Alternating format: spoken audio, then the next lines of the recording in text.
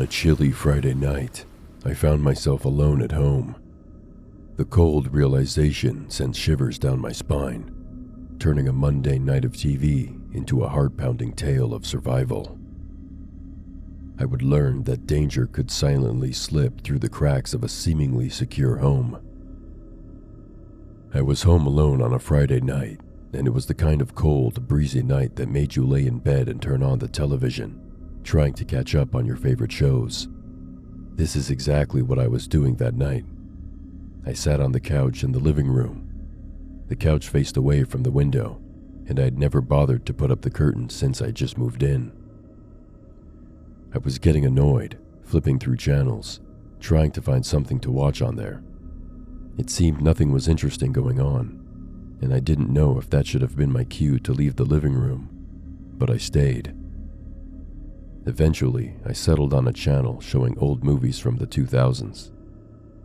I got up from the couch, deciding to grab a bowl of fruits I always left sitting in the fridge, something to crunch on while I watched the show. I made my way to the kitchen, a walk that didn't take less than 3 minutes. My house wasn't so wide as it was a bungalow. I never really fancied the stairs and climbing. I didn't turn on the lights in the kitchen, having memorized the entire place within my first 2 weeks of being here. I also didn't need to. The kitchen sat small with a window looking over the sink and a streetlight illuminating the kitchen with its pale yellow glow. I made a beeline for the fridge and rumbled through it. The kitchen was darker than usual, but I hadn't taken note of this yet. I was too busy going through the fridge. I had to bend to find my bowl of fruits, sitting in the bottom compartment of the fridge. I snatched it up, shoving my mouth greedily with the snack as I closed the fridge. I turned around and that's when I saw it. A man standing in the front yard. I could barely make out his features, but one thing was for sure. He was taller than me. I was panicking, unsure of what to do or say, but I was sure of one thing. He couldn't see me. He wasn't looking in the direction of the kitchen. He had his back to the window, and I could feel my heartbeat kick up a notch with every second that passed. He just stood there, facing the street. Slowly, he walked towards it, and I let out a sigh of relief. I found myself chuckling silently in the kitchen. Why had I thought there would be any harm? I chuckled again, although the thought of the man coming back sent a shiver down my spine, prompting me to check the locks on the back door. I made my way to the living room, ready to put the incident behind me.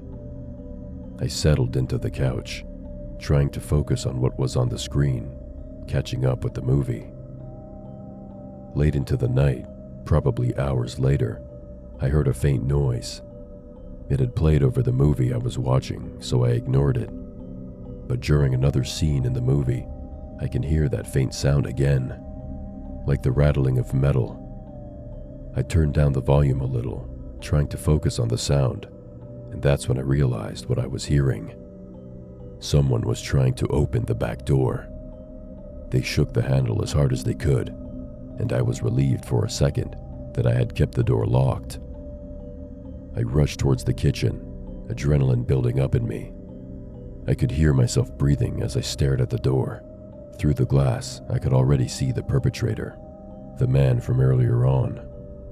I had a good view of him now, and it was almost a sickening sight. He grinned through the door, the whites of his eyes yellow and his teeth a darker shade. It made me shake with fear. He licked the glass, then pulled his right hand out, waving it at the door. He had a knife. He waved the weapon back and forth, and I knew I was in more danger than I anticipated. He violently yanked the knob, eager to get in. The door shook and rattled, and I finally found my voice, screaming as loud as I could. I screamed so loud, I knew that I had awoken the entire neighborhood. If I wasn't sure about it, the sounds of footsteps making it across the lawn had confirmed it. "Hey you, what the hell are you doing there?" A voice called out, and I looked away from the man to see one of my neighbors holding a rifle. He was pointing at the lunatic. I looked over at the man at my door. He didn't say a word. just stared at my neighbor and his rifle. I watched the man slowly back away and make a run for it. My neighbor stayed put, holding the rifle up like he intended to shoot as the sound of footsteps escaping grew faint. "Keep running, you animal," my neighbor cheered. When it was calm enough, I unlocked the door and came out to thank him. He responded with how lucky I had been and how much of a smart move it was keeping the door locked. I nodded, relieved that this was all over, but I knew now that I wouldn't be calm staying at home in the night all by myself. I couldn't help wonder what would have happened if I hadn't screamed, or worse, if the door hadn't been locked.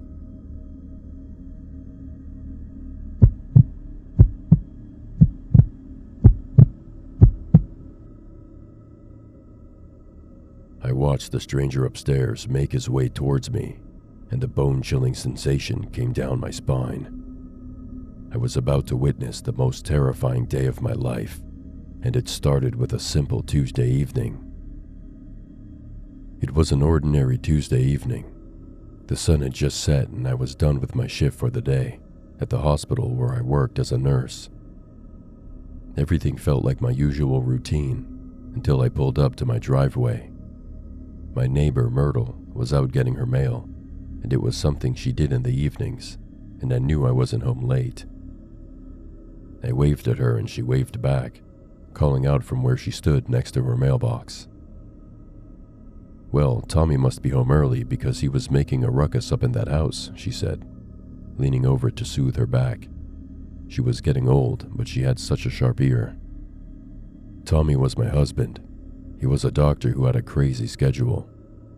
He was known to be home earlier than I would be, but this week he was caught up in what we called the rush week. I chuckled. "I'll tell him to keep it down." I parked my car in the driveway, sat in it for a minute or two. I looked around, trying to catch myself after a really busy day. "That's odd," I mumbled to myself when I realized that Tom's car wasn't in the driveway. I shrugged it off, thinking he must have been called to work. It happened every once in a while during these rush weeks. I got out of the car, looking up at the bedroom window, a force of habit. I caught the shadow of a person peering down at me. I blinked and it was gone. I shook my head. I must be super tired from today's shift, and I was sure of it. I needed aspirin. I'd made my way to the front door, turning the knob. The door opened with a click and I was surprised.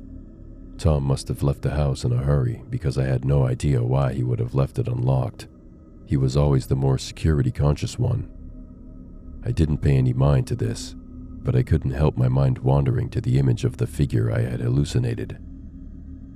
I dropped my bag on the kitchen's island and decided to grab something to drink. I shuffled through the fridge and heard a light sound from above me, the shuffling of feet. Now, the house wasn't old. It was fairly new, built about 10 years ago before we moved in, but the floorboards upstairs always found a way to creak. I closed the fridge quietly. I was starting to think that maybe Tommy was home and he was trying to surprise me. A little thing he enjoyed doing from time to time. I picked up my phone, yelling loudly, "Tommy, I'm coming up there." I giggled as I dialed his number, waiting to hear the phone ring. I stood at the base of the stairway, which stood as a divider between the kitchen and the living room. There was a short hallway down to my left, just before you crossed into the living room, and that was where I focused my attention. I listened to my phone ring, and then Tommy picked up. The shuffling upstairs grew louder and louder. "Playing tricks, I see," I said. I knew he could hear my smirk. "This time, you won't be scaring me because I'm ready for your shenanigans." "What are you talking about, Stacy?" he asked. His voice almost sounded genuine, like he was confused. "Oh, don't put on that act. I know you're hiding at home. I can hear you moving upstairs," I said, still smirking. It felt like the first time I had truly beat him at his game. "Stacy, where are you?" he asked, his voice a little frantic. I listened for the footsteps as it seemed he had made his way to the hallway upstairs. Standing at the end of the steps, why? His words were frantic, but they came to me slowly, like I was watching a video play in slow motion. "Get out of the house. There's someone else there," he screamed. "I'm coming and I'm calling the cops." Just as he finished his last words, I could hear footsteps racing down the hallway, and it clicked. It wasn't Tommy. I turned, trying to make my way towards the door as the footsteps grew heavier.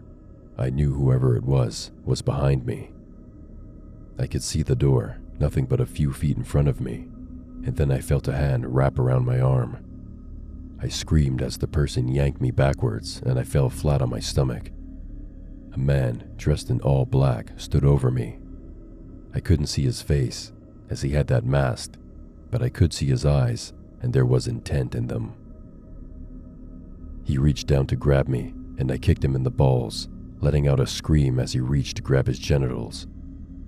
I got up, trying to make my escape, but he grabbed my hand, pressing down on it as hard as he could. I felt like this was the end. I would never be able to see Tom again. I screamed some more as he applied pressure. Suddenly, the sounds of sirens filled the air and I kept screaming. The man shoved me to the side and made his way out the door, a move that wasn't very smart. "Put your hands in the air," I heard the cops outside yell as my vision began fading into darkness. When I came to, I was in a hospital bed with Tom next to me.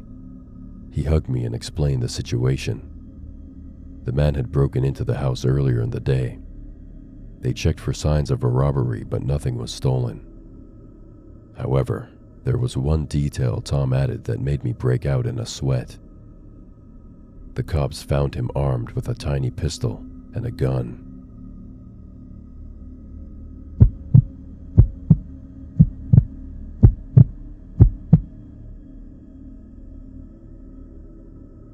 Every time I think about the close call, I get a shiver down my spine. I wonder what would have happened to me that spring break if I didn't run for my life. It's a tough story, but let's start at the beginning. It was the beginning of spring break, and I was spending all my time indoors. My parents didn't like the idea, having grown up outdoors, and wanted me to go out more. I decided to take long walks through the park, under the guise of meeting friends. One of these walks, I came out a little later than usual. The sky was beginning to get dark, and everyone seemed to be heading in the opposite direction. It was a little chilly, and I was grateful for the fresh air I was getting, but that didn't last long when I took a turn down the block. The street seemed to be deserted, and I had a funny feeling in my gut. It was nothing unusual. The empty street and the gut feeling. I had spent a lot of my time watching horror movies, and that made me a little paranoid. The street was always empty. It led straight to the park. I pulled out my phone and concentrated on it as I walked towards the park, somehow grateful that there were still people here when I finally got in. I sat on a bench, just scrolling through social media and getting lost in it for a time. But the strange feeling resurfaced. It was like I was being watched. I looked over my shoulder stylishly because I didn't want to be caught, and I couldn't see anyone there, so I decided I had had enough fresh air. I got up and made my way back to the entrance, walking back home, and the feeling grew stronger. I checked my phone. It was 11 p.m., and I had spent so much time out there. I picked up my pace, trying to get home quickly when I realized there were footsteps coming from somewhere behind me. It wasn't distant, but it wasn't near, just enough distance to not be considered stalking. I turned around and saw two big, burly men walking slowly in my direction. One guy walked across the street. He moved a little faster than the man on my side of the street. I didn't know if they were together, seeing as they were on different sides of the street, but I didn't wait to find out. I dashed down the street, hearing the pace of the other men quicken. I could feel my heart beating really loud in my chest. "Hell, I'm going to die," I muttered as I cut through an alley, trying to take a shortcut home. Running as fast as I could, I realized I could lead these men back to my place. It was going to be dangerous, so I made a turn. I could hear the squeak in their shoes as they were gaining up on me. I turned and headed for the bright lights of a 7-Eleven, grateful that we had one so close by. I crossed the parking lot and I turned around at the door, looking to see how close they were, but I found them standing at the edge of the parking lot. They didn't move an inch forward. I got into the building, explaining myself to the girl at the counter as she called the cops and I called my parents. We watched from the counter as the men stood there, waiting until they heard the sounds of the cops' cars and they began to move away. 4 minutes later, my parents were there to take me home, and I was relieved to see them, but I couldn't help the nagging feeling that I wouldn't be safe taking these walks anymore.